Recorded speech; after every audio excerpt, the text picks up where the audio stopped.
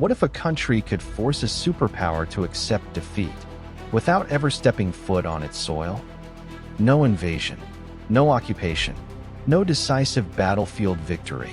Just one thing: changing the cost of war. This is not theory. This is the logic behind modern asymmetric warfare. And according to some analysts, it may already be in motion. Hello friends, welcome back to another episode from History Talk and Common Sense. In the past, victory was simple. You capture the capital, you raise your flag, the war is over. But modern wars don't end that way anymore.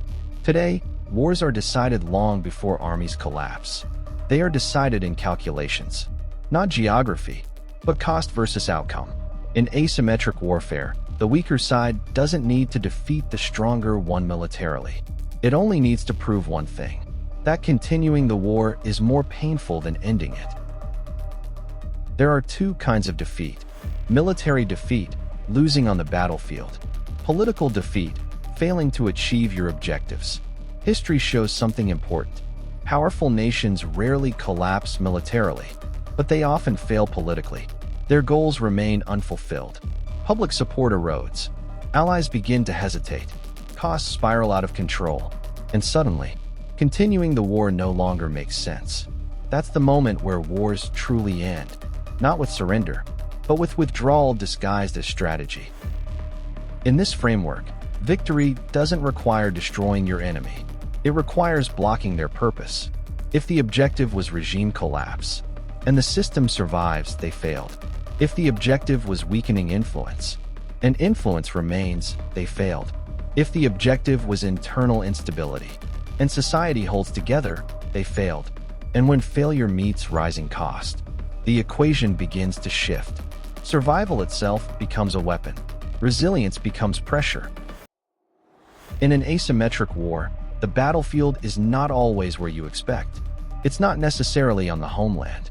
It's in the network of interests: energy routes, regional bases, allied security, global markets.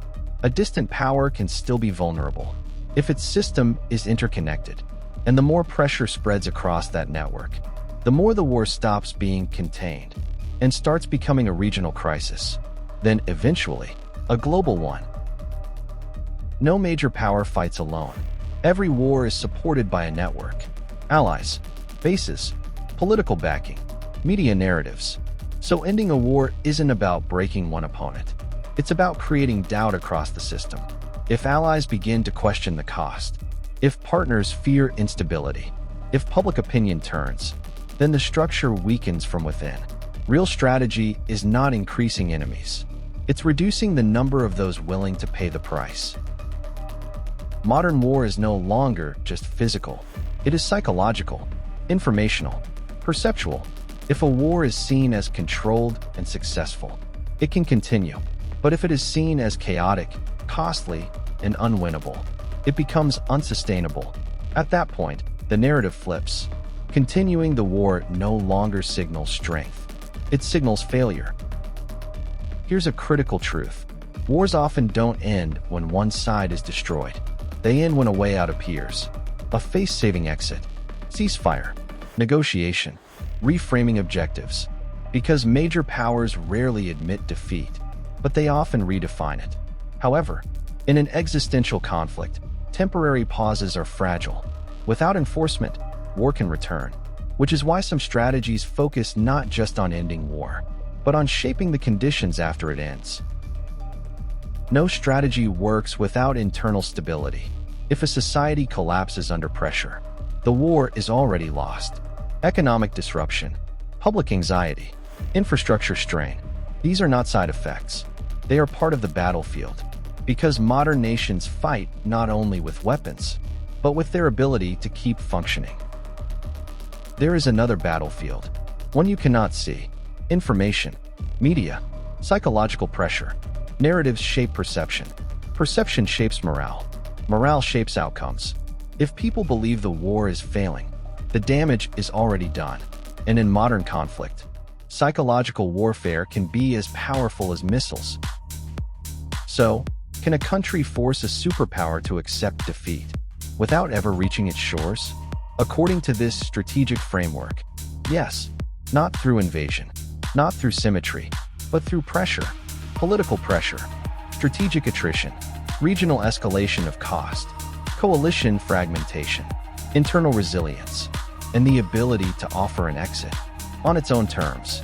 Because in modern war, victory is not always about entering enemy territory. Sometimes, victory is when your enemy decides the war is no longer worth fighting.